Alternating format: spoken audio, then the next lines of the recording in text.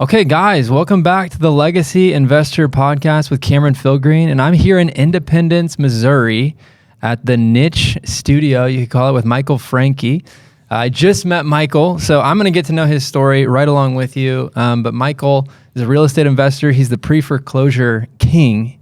So any pre-foreclosure or foreclosure questions, if you're a buyer or if you're in that situation yourself, hey, reach out to Michael. He'll help you out.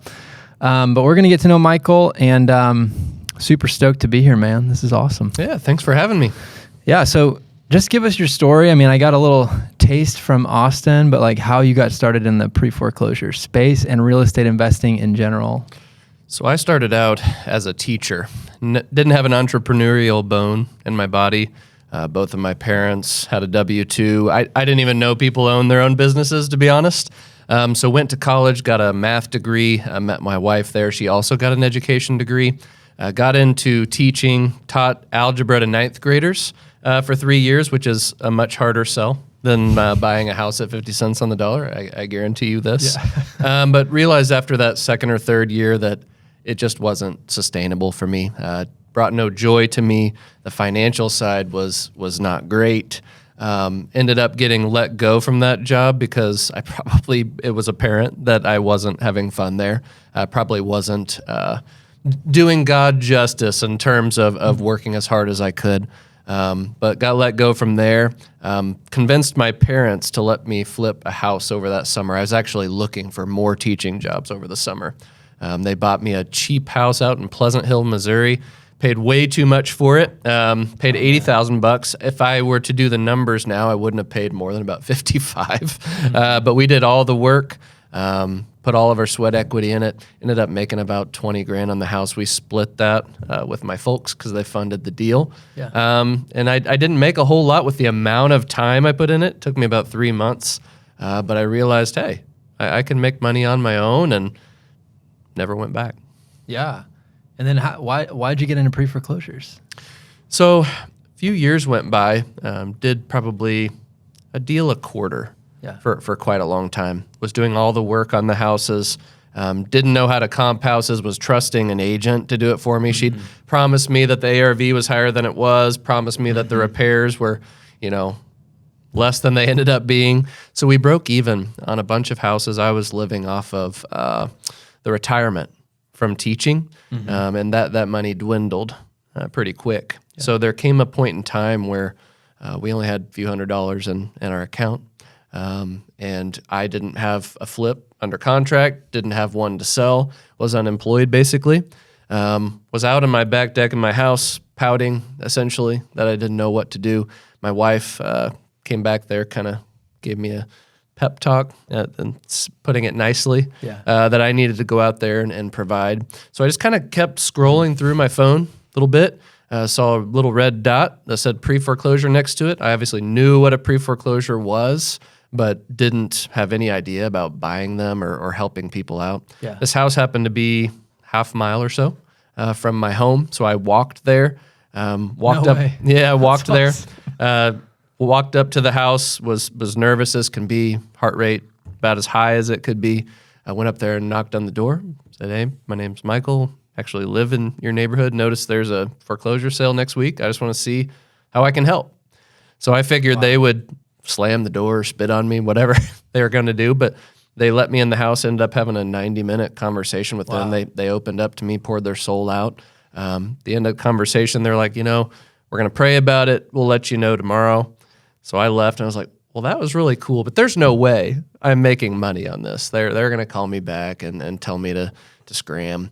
Well, they called me back the next morning and they're like, yeah, we want to do this thing. No way. So I got it under contract. Had never done that before in terms of going direct to seller and signing a contract. Yeah. I'd always done stuff on the MLS or some referrals and things like that. Yeah. So that was a scary thing. Then I was like, oh no, I don't have the money to buy this house. How do I do this? So it ended up being my first contract direct to seller and my first assignment as well. So assigned that contract, ended up making, I think, just short of $50,000. Yeah. First wholesale deal, $50,000. Yeah. Man, that's crazy. Life-changing. That's awesome. But there was a lot of fear overcome in that. One, going and door knocking something for the first time. Yeah. going and having a conversation direct to seller for the first time, getting something under contract for the first time, wholesaling something for the first time. So it's a great story because it illustrates how important it is to take action, even if you don't know what you're doing. Oh my gosh. Because that's where the actual learning happens. Yeah, I was just talking to my sister in the car because she's 22 and she's, I'm like, you got to start buying property. And she's like, well, where do I start? And I'm like, well, just be an opportunist, like just like you were, like just keep your ears open and your eyes open for, whether it's pain or, an unfortunate, whatever, divorce, pre-foreclosure, just keep your ears open and be an opportunist and you'll probably, who knows, make 50 grand. So that's super cool. All right. And then kind of on that note, like, can you share a challenge you went through, a financial lesson maybe you learned and how it impacted your approach up to today? Because I'm guessing, how long ago was that? This was 2018. 2018. So you only, oh my gosh, dude, 6 years you've been in this game? So I've been in the game for about 10. Okay. The first 3 or 4 years was just kind of stumbling through some deals, not really being profitable, finding deals by luck. Yeah. And during that time, really struggled financially. Was never ahead. Had to put things back at the grocery store. Wasn't able to go out to eat. Not do any of these things that maybe now we take for granted. Yeah. But that deal, it came out of necessity.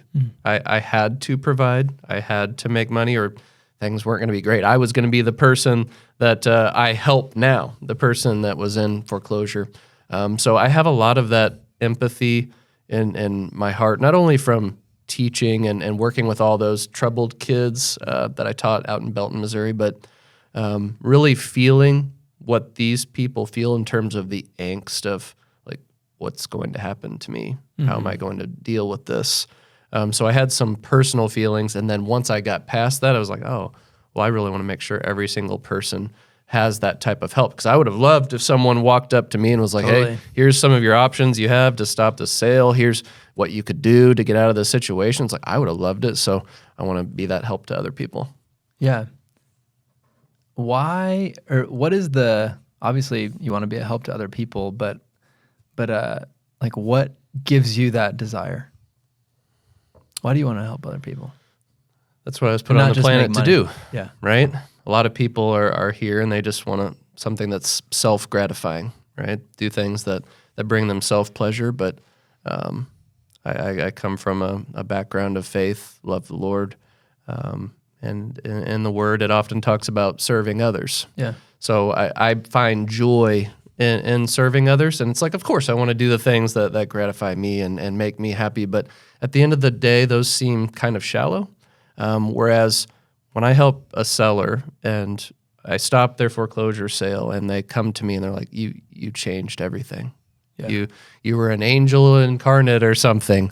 It's like, wow, there's a lot of emotional income to that. So not only do I make money doing it, I help someone else, but I also can bring the light to someone that is in the darkness. Yeah.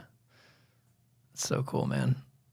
Can you share maybe a time when you maybe saw the Lord move in a transaction, or maybe, I don't know, how your faith influenced a certain decision?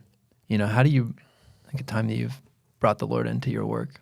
I try to bring him in every appointment that I have. Some people are more hesitant than others to allow it.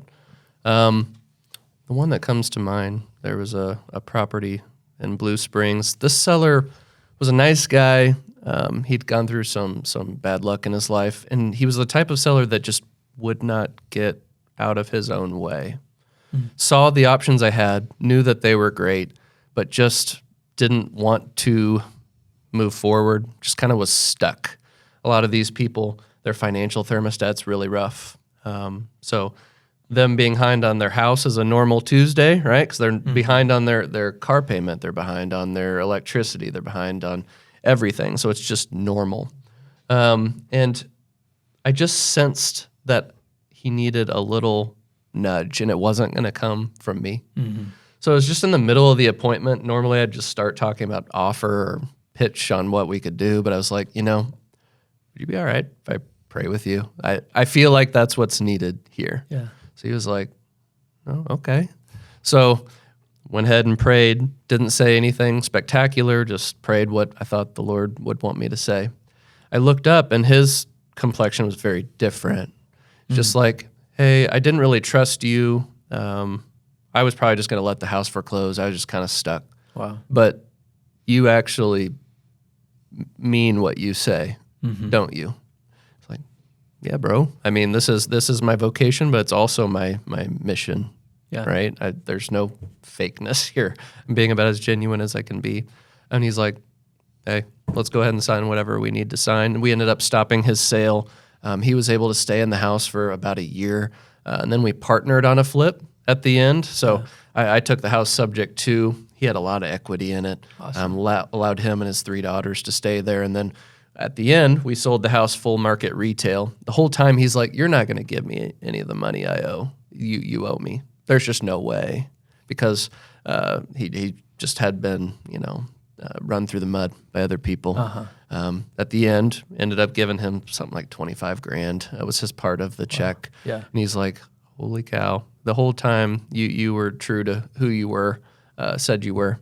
So it's just one of those stories where the Lord kind of interjected, opened the guy's eyes, and did something that I wasn't going to accomplish on my own.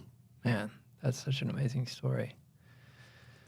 Love it. Gosh, man, so good to get to know you. I mean, I already feel like, wow, I'm in the presence of greatness. No. This is awesome. I mean, you're like where you were, maybe 4 years ago is kind of where I am now, and what you're doing now is kind of where I want to get to. And I kind of want to talk about that. Like, what are you doing with now? You have a community. What are you doing? Where are you going? And what's inspired you to start going this direction? 6 years ago, after my first door knock, closed that house, and in my mind, I was like, I created $50,000 out of thin air. Well, the Lord did, but I did what He told me and made $50,000, and I was like, I went from borderline bankrupt to having some money. Then I did it a few more times. My second door knock ever. You would have thought it would be right away, but I'm stubborn, right? So I didn't do it for probably another 6 months. But door knocked the next door, went out to this house. It was vacant this time. There was no one there. And I'm like, well, what do you do with this? I have no idea. So I happened to think of, well, I'm going to look on the tax record, see who owns it, see what's going on. Well, there happened to be a sub-record on there of a utility bill from a house that was not too far from my office in Lee Summit at the time. It's like, oh, well, maybe they rent that house or something. So I went over there, door knocked the house, and was like, hey, you have this property over in Independence. I went and door knocked it. It's vacant.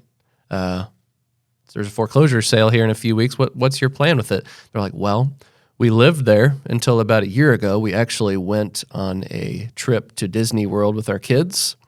We came back, and people had taken over our house. No way. Some drifters or whoever just came in, squatters, and took over the house. They didn't have the money because they spent it all at Disney World, apparently, to get an attorney and get them out of there. So they were there for a good 6 months. They stopped making payments. The electric shut off eventually. It was in the middle of the winter when that happened, and squatters eventually left. So I was like, well, the house is vacant now. So I ended up writing up a contract. They ended up netting about $40,000. I wholesaled it for about $45,000. My gosh. So both sides Everybody won. And I'm like, holy moly, I am 2 for 2. This is not a thing that's going to happen to everyone, by the way. Yeah. But I think the Lord was guiding me down a path. It's like, dude, look into this thing here. There's something to be done. So over the next few months after that, I'm like, hey, this is really cool. I'm generating money out of thin air. I don't have a whole lot of skills in terms of real estate investing world, but I'm seeing a lot of success. Yeah. So over the next year, I started kind of playing in my mind about starting a community. But I'm like, look, I haven't done many deals. I don't have the credibility to do this at this point. But let's keep that as an idea for the future. Then I joined about a year, maybe 18 months after that, a group called Collective Genius, mastermind with a lot of really good investors. And they ask you to present on your best stuff. So at that point, I'd probably done, I don't know, 50 or 75 foreclosure deals. So it'd been some time, and we developed some systems around it. But I presented on it, and I was like, hey, I get this foreclosure data. I go door knock, I text message, I cold call, I do all these things to contact these people, basically just present it. I'm like, this is common sense. This is a really big group of guys that are really smart. They're better at this business than me. They're going to think this is a joke. Like, duh, we all do this already. But then afterwards, they all rush me and they're like, oh my goodness, this is the big golden nugget for this meeting. This is going to make me $1 million over the next couple of years. So I'm like, okay, cool.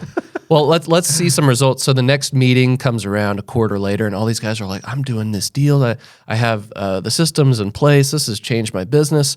And I'm like, starting to think about the community again. Yeah. I'm like, okay, well, I did it. But these guys that are having success, they're in a big mastermind. They can afford $30,000 a year for this group. They have a lot of money, systems, employees. Fine. Yeah. But the average person is not going to be able to do it. So I started a free Facebook group, Niche Real Estate Investing with Michael Franke. A couple thousand people in there now, and there's a ton of new people in there. And they started posting, hey, we watched your YouTube videos. We saw your stuff. We put it into place. We're getting some results. And I'm like, okay, well, maybe there is something to this. So I started building out what is now the niche community probably about 18 months ago. Launched it 3 months ago, and it's been a blessing. There's been hundreds and hundreds of people that have gotten their first deal, and a lot of people that have changed the lives of sellers around the country, and it's really been fun. Dude, you've helped hundreds of people get their first deal. How does that feel? It's rewarding, man. It really is. I never thought it would be make it the impact that it has. But a long time ago, I was doing all these deals in Kansas City, and it's like, yeah, I can impact sellers here, right? But with the data that we have now, we have a data company that pulls foreclosure data every single day nationwide. There's probably 1,500 to 2,000 new foreclosures a day. It's like, wow, every one of those represents a family that's in pain. I can't help all those people. But if I have a community that's nationwide that's trained to help these folks, they can. So that's been what's exciting about it, is not only the people that I've helped in the investor community, but the people they are helping by extension. Yeah, man, that's super cool. So on the newbie, going the newbie route, what advice do you give the newbies in your community, but what advice would you give my audience? I've got a lot of new people. I had someone text me today, hey, can we get lunch this week? I want to learn how to do this thing, Like what advice would you give those people that either don't even own their own house yet and want their first deal, or just, want to get into real estate investing? What are you saying to them? Usually I share the story I shared with you earlier about my first door knock. I've been where you are, where I have no money. I have no hope, really, no future, but I went and took action to where motivation is.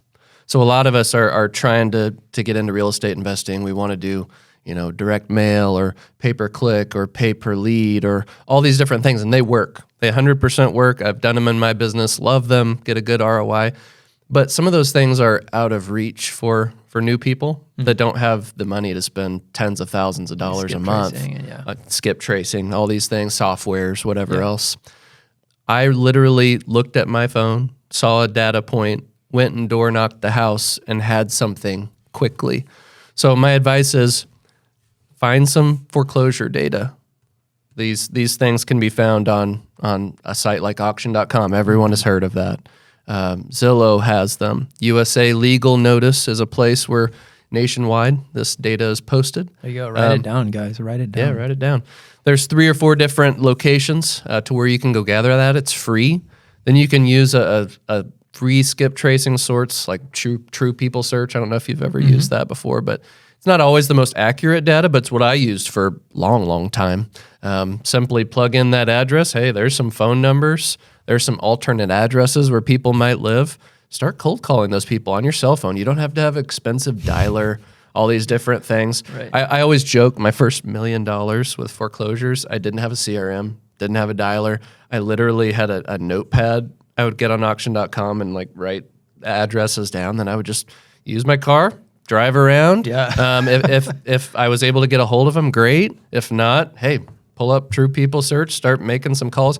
It was about as basic as it was, but the truth was, that's so encouraging though. Yeah. Like if you have a car and a phone, you can start. You don't have to have all these systems and a CRM and all this stuff that, you know, the people that are further along, like they make it sound scary because they, you know, a lot of people want to keep you out of the in crowd that's like doing bigger stuff. So that's super encouraging. Yeah. Well, the mistake people make is, hey, I'm going to get a CRM. I got to configure that. Well, let me get my landing page and do that and all of my business cards and my LLC and all this stuff. And then a year's gone by and you've spent a bunch of money and you haven't actually talked to a seller. It's like with this, move all that to the side. It's all important, yes, to optimize your business, but go out there, have a conversation with someone.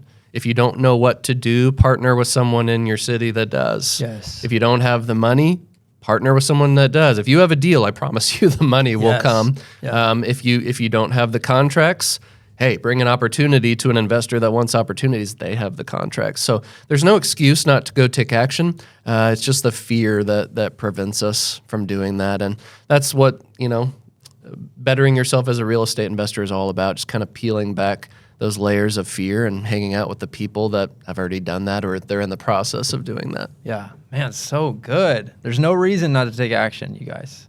It's awesome. And then are you, like, how are you dispoing these? Are you wholesaling? Are you buying and holding? Are you flipping these yourself? You know, you're doing a lot of volume. So what are you doing with these deals that you get? So it really depends on the house. For the first long time, I was wholesaling them, right? And it was like, hey, here's this pop of cash, boom, boom, boom, boom. Yeah. Then I was like, well, shouldn't I be buying these and flipping them and putting them on the MLS? Surely I can make more money. And so we got a good base of private money behind us over time once I had some credibility. And then all of a sudden I had all this money that I had to keep busy to keep my investors keep investing with me. And it was like, we're not wholesaling as much. We're flipping all these houses. We're wholetailing them on the MLS, not doing a whole lot of work to them. I'd kind of like to get back to wholesaling because I don't really care for flipping, to be honest. I don't know if you like it or not, but we've never cracked the code. We've cracked the code on wholesaling and wholetailing, but for whatever reason, flipping, maybe you can teach me.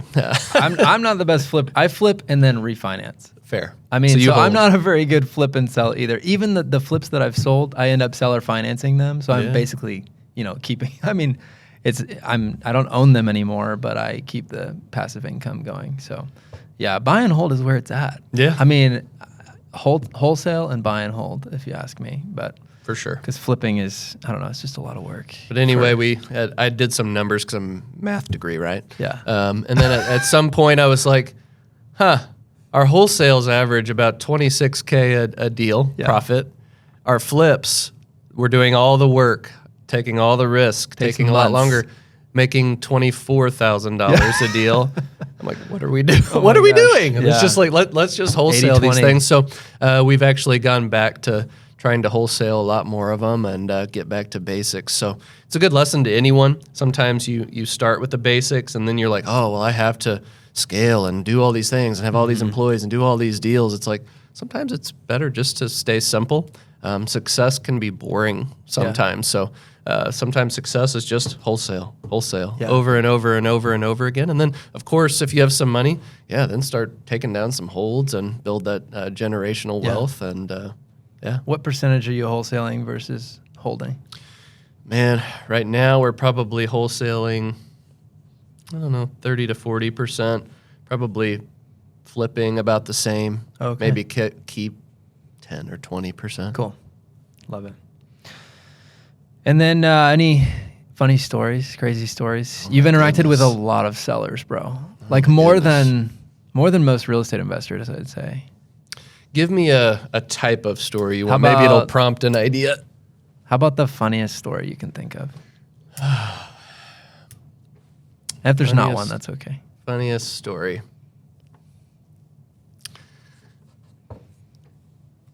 There have been several sellers that were borderline dementia type folks. One of the first probably 20 deals that I did, this lady, I went and door knocked the house, right? This is the only time this has ever happened that someone answered the door in the nude. Oh my gosh. Right? So No. I'm like, because it's female. It's like, no, we're not doing that. Elderly lady, clearly out of her mind. In those situations, you're not, of course she's nude, so I'm not doing it anymore. I'm just walking away. But I knew just from interacting with her for a few seconds that the mind was gone. We ended up bringing in a social worker. Really? She didn't have any family to speak of. And that social worker ended up getting a limited power of attorney, ended up working with us to sell the house. Oh, super cool. But it was just one of those crazy experiences like, is this real life? This person just answered the door in the buff. But that's the one that sticks out. That's hilarious. Bro, what do you think has made you successful as a door knocker? Like, what is your, obviously you want to help people. I think that's, I think I can answer the question for you. That's probably number one. But like, what sets you apart? You know, what's your like demeanor when you are approaching people? For a long time, I would say the success came from persistence and a desire to not quit on things and to get out there every day. But the longer I got into it, I realized that I truly cared about the person on the other side of the table. I've seen a lot of good that I've done and people in the niche community have done, but I've also seen the inverse of that, of the investor community out there that will do anything to get a deal and they don't care about the other side of the table. So, what was the question you said? I apologize. What sets you apart as a door knocker? Because you've had such success, and a lot of people door knocking, they either hate it or they just get rejected over and over. And like, you know, I guess for people that want to door knock, like how should they approach? Literally walking up to the door. How do you do it? So my thing that I always say is to check your desire at the door, right? A lot of us are thinking, oh, I got to get it under contract. How much money am I going to make? All this type of stuff.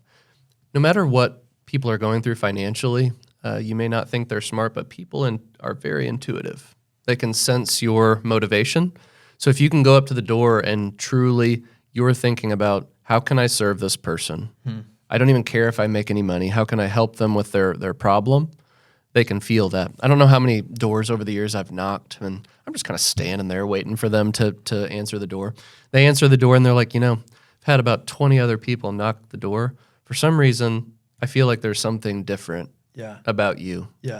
I can't explain it other than they feel the spirit of the Lord. And then we're able to have a conversation. But a lot of it is I just truly care about the person on the other side of the table. I don't know how many deals that I've helped people stop foreclosure sales. I haven't made a dime.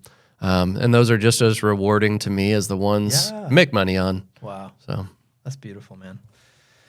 Probably my last question. You know, what this podcast, we talk about a lot about legacy, you know, not just making money, but the why behind making money. You know, what is your why behind making money? And then what kind of a legacy do you want to leave, both financially and spiritually in your case?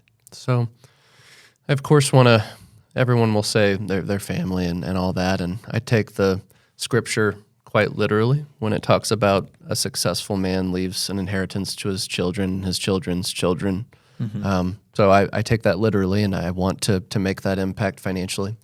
But at the same time, it's interesting. My mother, from a very young age, always said to me constantly, I had no idea why she did it. She's like, you're meant to do something very large. I don't know what it is. But she built this belief in me that I was to do something large. So my entire life, I've been looking to the Lord. It's like, what is the impact that you would like me to make? And he always guided me to this. And it's to build a nationwide community of people, preferably that are faith-based. But if they're not, they have very strong morality that care about sellers and help any person on a niche list that needs it. and bring light to the darkness. So if I can have over time a few thousand people that are out there knocking doors, making calls, sending texts, and helping sellers that need it, it's going to make a big dent. Yeah, man, you're leaving a legacy, man. It's awesome. Not just for you and your family, but thousands of others. It's awesome. So the community, talk about the community and where people can find it. How can they get involved? And we'll talk about you next. Yeah, you can check it out at getnichenow.com, or you can just go check out my Instagram page, Michael_Franke. Pretty responsive on there, so message me anytime and happy to chat. Yeah, love it.